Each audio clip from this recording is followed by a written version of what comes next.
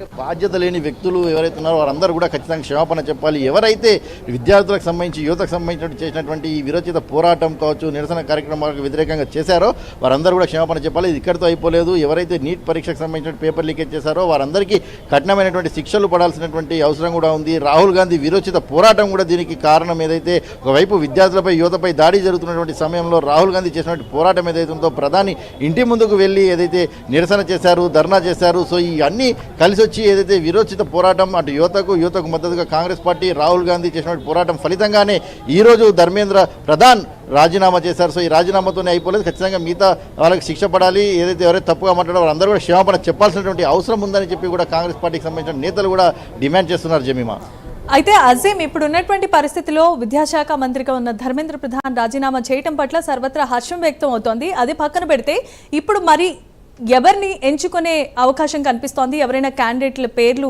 బయటకు వచ్చే అవకాశం ఉందా, లేదంటే దీనికి కూడా ఇంకాస్త టైం పట్టే అవకాశం ఉందంటారా? ఖచ్చితంగా ఇంకా టైం పట్టేటువంటి అవకాశం ఉంటుంది. ఎందుకంటే ఇప్పుడే ధర్మేంద్ర ప్రధాన్ కొద్దిసేపటి క్రితమే ఏదైతే రాజీనామా చేయడం కూడా జరిగింది. అది యువత ఆకాంక్షను గౌరవిస్తూ రాజీనామా చేస్తున్నారని చెప్పారు.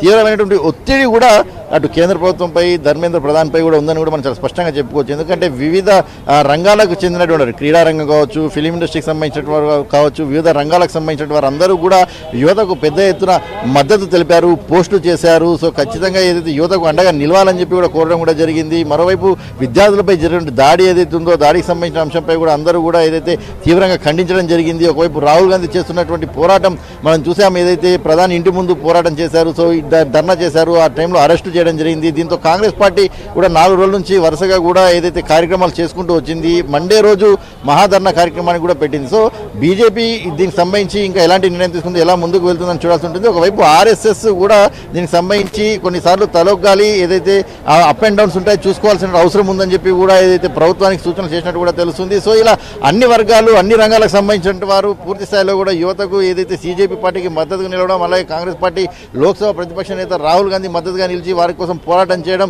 ఇలాంటి అన్ని అంశాలు కూడా ఏదైతే ఈ రాజీనామాకు కారణం కూడా చెప్పుకోవచ్చు. ఎందుకంటే మొదట కాంగ్రెస్ ఇది బీజేపీ పార్టీ అంటే ఇది జరిగి కూడా దాదాపు నెల అవుతుంది. సో నెల రోజులు కూడా చాలా చిన్న ఇష్యూ, దీనికే రాజీనామా చేస్తారని చెప్పి కూడా చాలా మంది మాట్లాడిన పరిస్థితిని మనం చూసాం. సో ఓవరాల్గా మరి బీజేపీ దీని తర్వాత ఎలాంటి స్టాండ్ తీసుకోబోతుంది? ఒకవైపు పార్లమెంట్ సమావేశాలు నడుస్తున్నాయి, అనేక ఇష్యూస్ ఉన్నాయి. బీజేపీ పార్లమెంట్ సమావేశాల్లో కూడా అటు మహిళా బిల్లు, డీలిమిటేషన్ బిల్లుకు సంబంధించిన అంశాలపై కూడా అయితే బిల్లులు ప్రవేశపెట్టాలనుకుంది. కానీ ఇక్కడ ఏదైతే ఒకటే వైపుగా ఒత్తిడి పెరిగింది నీట్ పరీక్ష పేపర్ లీకేకి సంబంధించిన అంశంపై. దీంతో రాజీనామా చేయాల్సి వచ్చింది. సో ఆ కేంద్ర ప్రభుత్వానికి సంబంధించినటువంటి శాఖల మార్పులు ఏదైతే ఇవన్నీ కూడా ఉంటాయని కూడా వార్తలు కూడా ఉన్నాయి. సో మరి బీజేపీ, మోడీ, ఏదైతే అమిత్ షా వీరందరూ ఏ సమయంలో నిర్ణయాలు తీసుకుంటారో కూడా చూడాల్సి ఉంటుంది. జమీమా, కేసు వలన ఎంత ఉద్రిక్తకరమైన పరిస్థితులు ఢిల్లీలో అలాగే దేశవ్యాప్తంగా జరిగినాయో మనమంతా చూస్తూ ఉన్నాం. అయితే ఈ నేపథ్యంలో మరొకసారి ఒకవేళ నీట్ పేపర్కి సంబంధించి కానీ, అది ఏ ఇతర ఎగ్జామ్స్ పేపర్కి సంబంధించిన విషయంలో కానీ లీకులు జరిగితే తర్వాత కార్యాచరణ కానీ, యాక్షన్ కానీ ఏ విధంగా ఉండబోతోంది? దీనికి సంబంధించి ఏమైనా స్ట్రిక్ట్ రూల్స్ అండ్ రెగ్యులేషన్స్ మనకి పాస్ చేసే అవకాశం ఉందా? దీని మీద కేంద్ర ప్రభుత్వం ఏదైనా ఒక కార్యాచరణ అనేది రూపొందించే అవకాశం కనిపిస్తోందా అంటే ఏం చెప్తారు?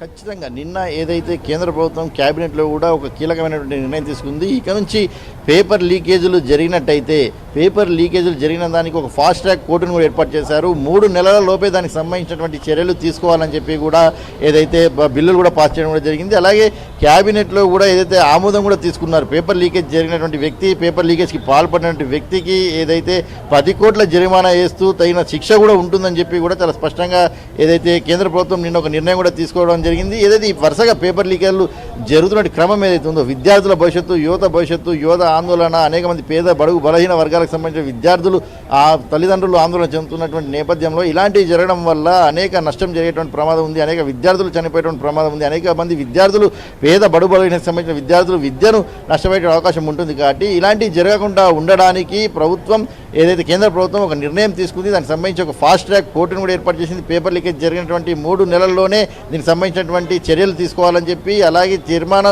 పేపర్ లీకేజ్ చేసినట్టు కనుక ఆ వ్యక్తి కనుక రుజువు అయినట్లయితే 10 కోట్ల జరిమానా, అలాగే శిక్షలకు సంబంధించిన అంశంపై కూడా ఏదైతే కేబినెట్ ఆమోదం తీసుకుంది, దీనిపైన పార్లమెంట్లో పెట్టి బిల్లు కూడా పాస్ చేస్తుంది. సో ఖచ్చితంగా ఇక నుంచి పేపర్ లీకేజ్ జరిగినట్లయితే ఖచ్చితంగా కఠినమైనటువంటి చర్యలు తీసుకోవడానికి అయితే కేంద్ర ప్రభుత్వం సిద్ధంగా ఉన్నట్టయితే చాలా తెలుస్తుంది మనకు. Jemimah, right, thanks for the updates and details Azeem.